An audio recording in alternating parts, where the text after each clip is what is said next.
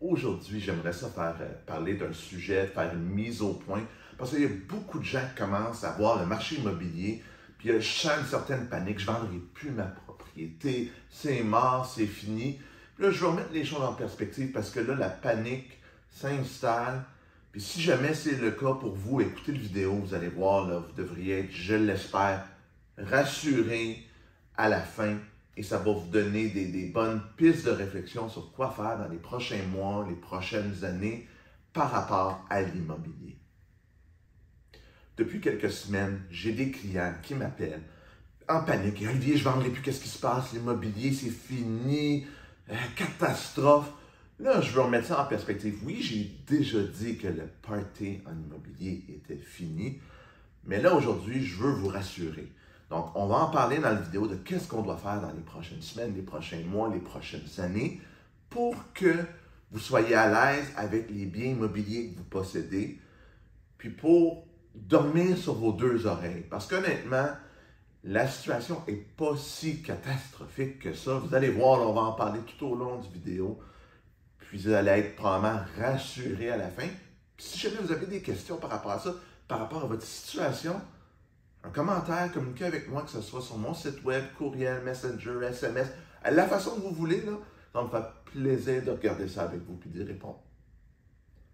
Avant de rentrer dans le vif du sujet, peut-être un petit récapitulatif de ce qui s'est passé dans les derniers mois.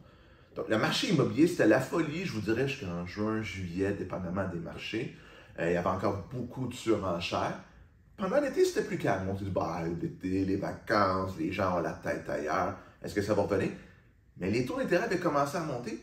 Ils ont continué à monter vite. Ça n'arrête pas. On ne sait pas encore quand ça va arrêter. Est-ce qu'il va y avoir encore une, deux, trois hausses de taux? On ne le sait pas. Mais c'est clair que la normalisation des taux d'intérêt n'est pas encore complétée. Ce qui fait que beaucoup d'acheteurs qui avaient un projet ont soit vu leur capacité d'achat diminuer ou ont carrément dit, regarde, tant qu'à acheter une maison à tel prix, moi je reste où est-ce que je suis, je ne bouge pas, on garde le statu quo. Donc, il y a moins d'acheteurs sur le marché. Parallèlement à ça, l'inventaire a commencé à monter. On est encore sous des niveaux historiques, mais comme la demande a beaucoup baissé, bien, on a atteint l'équilibre, on est même passé dans beaucoup de secteurs à un marché d'acheteurs, même s'il reste encore certaines pochettes qui sont équilibrées au marché de vendeurs. Donc ça, c'est où est-ce qu'on en est rendu présentement. Donc là, présentement, quand on met une même propriété sur le marché, ça bouge moins. Ça arrive encore des offres multiples. Au lieu d'avoir 10 offres, tu en as 2. Il y a bien des propriétés qui j'ai eu une demande de visite la première fin de semaine de mise en vente seulement. C'est pas beaucoup. Qu'est-ce qui se passe? Puis est-ce que c'est au mauvais prix? Mais s'il n'y a pas de demande ou peu de demande dans le secteur, on vient à quelque chose de plus normal qui prend des mois. Avant, on retourne en 2017, 2018, 2019, avant que toute la folie commence vraiment. Mais c'était normal de prendre 3 mois pour vendre une propriété. Ce qui n'était pas normal, c'est ce qui est arrivé en 2020, 2021. Donc là, aujourd'hui, si on met en vente, si vous avez un beau produit, vous n'aurez pas de misère à le vendre. La question, c'est à quel prix? Puis c'est là qu'il faut avoir des attentes réalistes. Il ne faut pas regarder les comparables de fin 2021, début 2022. Il faut quasiment retourner une autre année en arrière, début 2021, pour commencer à arriver au bon prix. Puis il faut être agile, il faut être comme un boxeur. On saute dans les airs, on se déplace rapidement pour pouvoir dire, bon, OK, qu'est-ce qui fonctionne, qu'est-ce qui ne fonctionne pas? On s'adapte rapidement au marché. Donc, les propriétés vont se vendre. Là, si vous avez une propriété, du je voulais peut-être la vendre, c'est mon chalet, si j'ai un bon prix, je veux le vendre. Mais c'est ces propriétés-là qui vont être dures à vendre. Ceux que les gens ne sont pas motivés à vendre. Mais si vous avez une séparation, les gens vont vendre. Vous allez juste devoir ajuster votre prix. Je veux dire, il va toujours avoir des gens qui déménagent. On ne tombera pas à zéro vente.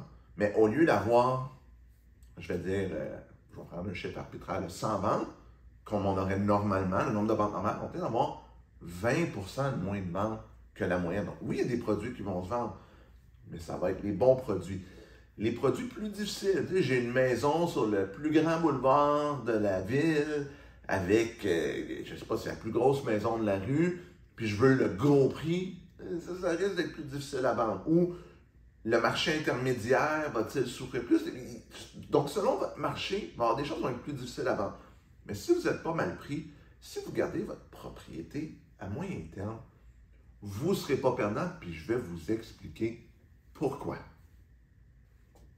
Pourquoi vous ne serez pas perdant à moyen terme? C'est des principes économiques encore. Il n'y a pas tant de terrain que ça. La construction est derrière ce qu'elle devrait être pour permettre d'absorber le manque d'inventaire, le manque de logement qu'il y a. Les taux de location montent beaucoup. Donc, tout ça devrait quand même, à moyen terme, pousser les gens à devenir propriétaires. Tu sais, le prix des matériaux, le prix de la main-d'œuvre ne descendra pas. Les salaires ont monté. Donc, il n'y a pas de raison qu'en valeur monétaire, la propriété, dans 5 ans, vaut moins qu'aujourd'hui. Est-ce que dans 6 mois, 1 an, elle peut valoir moins? Oui, parce que c'est un chat. Si on regarde des courbes de marché boursier, de marché de l'habitation un peu partout dans le monde, ben, on le voit, ça monte, ça descend, ça monte, ça descend, mais la tendance générale, elle est à la hausse. Donc, vraiment, à moyen terme, je ne vois pas pourquoi cette tendance-là ne se poursuivrait pas. Je veux dire, la macroéconomie dit qu'il n'y a pas plus de terrain, il n'y a pas assez de construction. Si vous avez une maison détachée, par exemple, on n'en construit plus. On demande de densifier, ce qui est tout à fait correct, louable et acceptable, et même voulu, et même moi, je considère que c'est souhaitable. Donc, il y a certains produits, il n'y en aura plus qui vont se construire. C'est pas compliqué, ou il y en aura beaucoup moins. Donc, pourquoi est-ce que ça perdrait de la valeur? La rareté va faire que les prix vont rester robustes. Donc, il ne faut pas s'inquiéter à moyen terme. C'est sûr que si vous aviez comme plan de vendre dans 3 mois, et que vous pensez avoir le prix début 2022, et là, je vais être obligé de dire, tough luck, vous êtes mal pris, puis assumez que vous allez vendre moins cher. Oui, mais mon évaluateur agréé m'avait évalué ma propriété à 750 000. Là, aujourd'hui, j'ai de la misère à la vendre 700 000.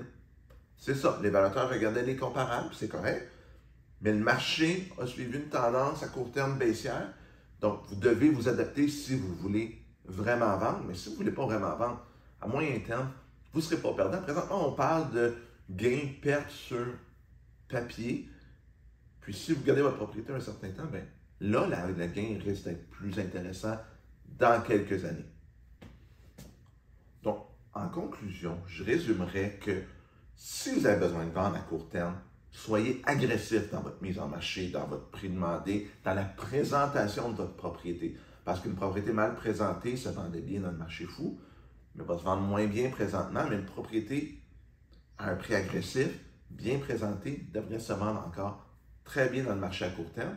Puis, c'est des propriétés que vous hésitez, est-ce que je vends tout de suite ou dans 3 à 5 ans? Moi, je vous dirais, vous pouvez les garder sans crainte. Je serais très, très, très surpris que vous ayez une perte de valeur à moyen terme.